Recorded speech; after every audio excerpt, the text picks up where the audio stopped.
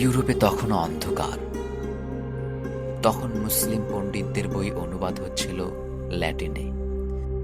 আল খোয়ারিজমি থেকে ইউরোপ পেল অ্যালগরিদম, ইবনে সিনা থেকে পেল চিকিৎসার পাঠ। এই বইগুলোই হয়ে উঠল ইউরোপের রেনেসার জ্বালানি। গ্যালিলিও, কোপার্নিকাস, নিউটন, যাদের আমরা আধুনিক বিজ্ঞানের জনক বলি, তাদের শিকড় খুঁজে পাওয়া যায় মুসলিম বিজ্ঞানীদের হাতে লেখা সে সকল পাণ্ডুলিপিতে।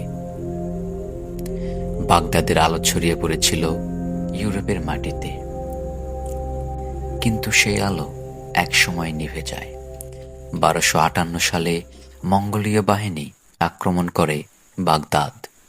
লাখো বই টিগ্রিস নদীতে ভেসে যায়, নদীর পানি কালো হয়ে ওঠে সে সকল বইয়ের কালে মিশে। তারপর আসে রাজনৈতিক বিভাজন, যুদ্ধ আর সংকীর্ণতা। যে জাতি একসময় যুক্তি ও জ্ঞানে শাসন করত পুরো পৃথিবী, তারা ডুবে যায় অজ্ঞতার অন্ধকারে। তবুও ইতিহাস থেমে থাকে না। প্রতিটি পতনের পরেই শুরু হয় নতুন জাগরণ। ইতিহাস আমাদের শেখায় যে জাতি জ্ঞানকে ভালোবাসে সেই টিকে থাকে যুগের পর যুগ ধরে। মুসলিমরা একদিন আলোকিত করেছিল গোটা পৃথিবীকে, আর তারা আবারও তা করতে পারে যদি তারা জ্ঞানকেই বানায় তাদের অস্ত্র। জ্ঞানেই শক্তি, জ্ঞানেই মুক্তি।